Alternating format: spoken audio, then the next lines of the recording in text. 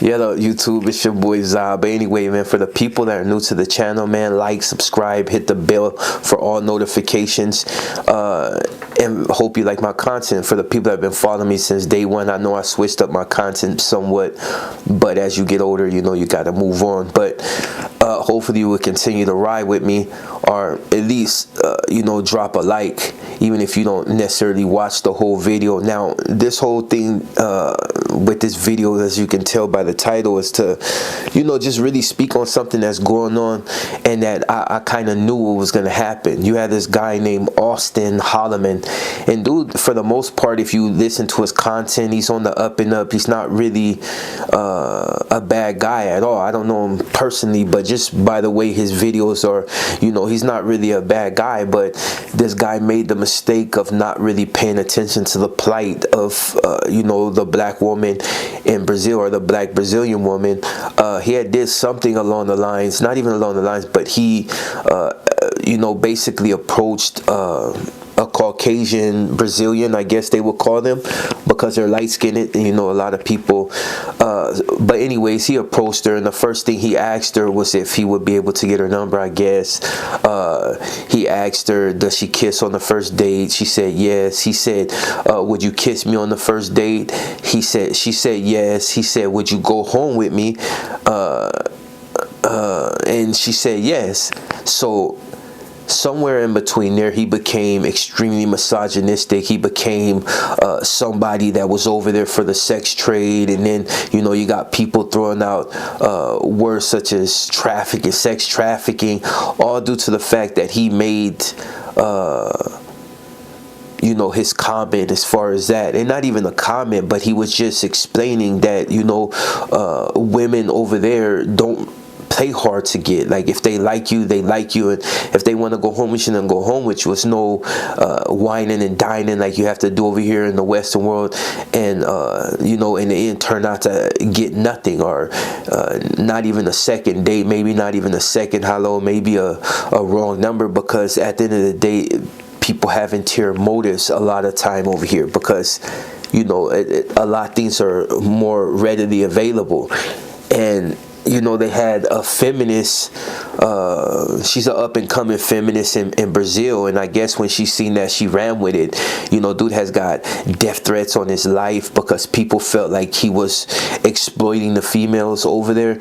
And I could see what he was doing as far as, like, you know, examples, but I think it was taken out of context. But at the end of the day, that's what happens when you go to these countries and you don't really know or have any real background on what their plight is. You know, for a lot of people that may know about Brazil, that may not know about Brazil, at one time you couldn't be black and walking in Rio de Janeiro with a light-skinned or a Caucasian-looking Brazilian, because they would lynch you right there on the spot. Like, they did not play that. The whole Portuguese thing was, you know, their roots in slavery and things of that nature is prevalent. And, you know, for anybody that knows about Brazil, a lot of things took place in that country. But outside of that, I think, you know, dude made the mistake of, even though he was trying to explain something, I think he did it in a manner that was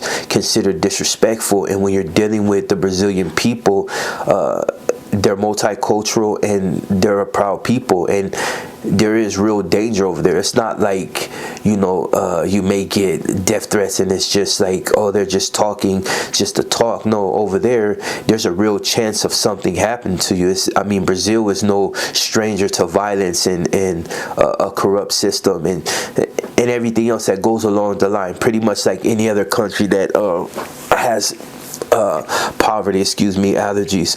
But you know, I've heard they went as far as to just basically run him out the country.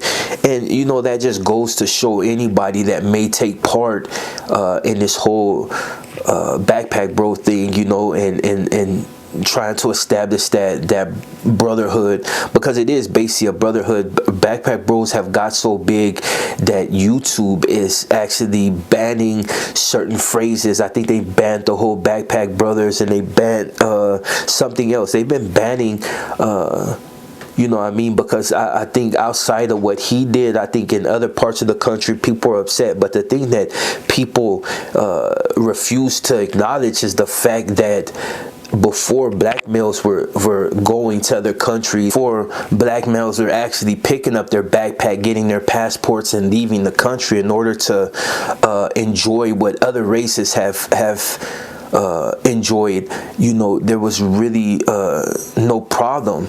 You know, if people really delve deeper, like the whole, like, let's just say this, because I don't really want to go too far down a rabbit hole, but you know, the funny thing is you've had black women in this country, and not all of them, but there's a good amount of them on TikTok bashing the backpack bros, saying that the backpack bros are broke and they're this and they're that, but yet they're able to buy a passport and travel to another country, and some of them are supporting people in multiple countries, so they must not be that broke. But they use that excuse first, that they were unable to handle a strong woman, and that they in fact were the lesser of black men, which, I mean, we all know where that goes. You know, when people are upset, they tend to lash out, and this is just a prime example. You went from having such rhetoric as, oh well, you're the lesser of the black man, you can't handle a real black woman, so you got to go to countries to where you can control them,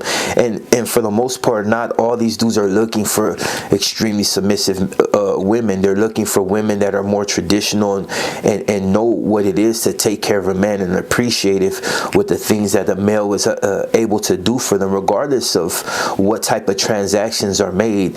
A lot of these females in these other countries are willing to take care of men. They want a good man. They want the financial stability, and they're willing to do what it takes to make sure that they have that and that their man is taken care of. So this is the reason why a lot of these dudes, these backpack bros, are going overseas. They want that. Now, don't get me wrong. Some of them are going over there because the sex trade, and there's nothing wrong with that. I mean, you can go to Vegas and find sex workers all day. And you got chicks on TikTok that are freaking OnlyFans and showing everything they got for a few bucks, but they're on here criticizing males for wanting to do what they will with women that are readily willing to do what they will. And I don't know, it's just one of those things. Like in my last video, somebody called me a misogynistic, like I said, and it was whatever I said that may have upset them was taken out of context. For the most part, I don't have too many females that follow my channel, and this is not necessarily a good way to bring them up on my channel, but I just got to speak the truth and call a spade a spade. At the end of the day, it's like, it's one thing to put people down and say that they may not be strong enough to handle you at your at your strongest, but it's another thing to now turn around and say that these guys are going to these countries because they're pedophiles. But yet no shot at my Caucasian fans, but for the most part, if you go into them prisons and jails in Thailand and such and that, for the most part, you're gonna see all anytime you see a Caucasian there, most likely it's gonna be because he was trying to get an underage girl, he participated in some type of illegal act. So you're doing what you've been taught to do. So I'm not really mad at you. And what I mean by that is for the black female talking about what black males do, I mean, you were taught to throw us out the house in the first place. You settle for welfare in order to not have to deal with us, and not even welfare, just Section 8 and things of this nature. Because if you read in Section 8, you can't have your man in the house, the baby's dad or your husband, he cannot be in the house once you get that Section 8. So you settled for that, and in a lot of cases you forego relationships just to be financially secure. Like, you're not really looking for that traditional male in the house taking care of the kids. Like, it's proven. The proof is in the pudding, and you'll have people that come on here and be like, you don't know what you're talking about, but just go read statistics. it is what it is. Like you opted out of a traditional relationship in order to make sure that you're in a good looking house, because when it comes down to it, most Western women, that's all they're worried about. They're not even worried about if you have a 9 to 5. They want that 9 to 5 to pay for the house that they didn't necessarily earn. You know, you got a lot of people that don't necessarily earn anything, but they want everything. And this is a prime example. Now, this dude, Auston, you know, I'm sure that he's sorry for what he did, and I'm sure that he didn't mean it in the way that they took it. But at the end of the day, when you're dealing with females that are in another country and they're suffering certain plights, and you go out of your way to show what you can do as far as how easy it may be to get them, but they might, because they like you, you know, people felt that you were exploiting them. And, you know, to be honest, you could have kept that off camera. And I'm not here to, you know, judge a man's character, but it's just like, you have to sleep in the bed that you made. Now, hopefully anybody that's taking part in this, that you know that when you go to certain countries, there's a certain way to maneuver, and if you don't maneuver, you end up like this guy, getting ousted out of the country. And who's to know if there's any real truth to him leaving Brazil? But for the most part, he is getting death threats. He is being told what will happen to him if, you know, certain things. Just be a little bit more careful when you're going to these countries, and be respectful of the culture. Learn it. You know what I mean? It's like going to Mexico.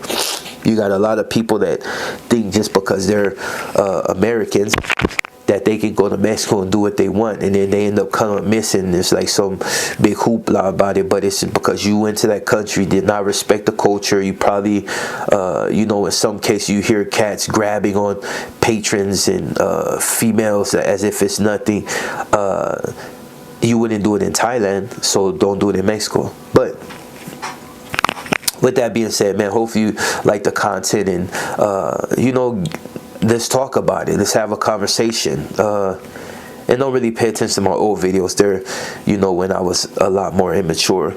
Not to say that I won't become like that sometime, but for the most part, man, I'm on a new page.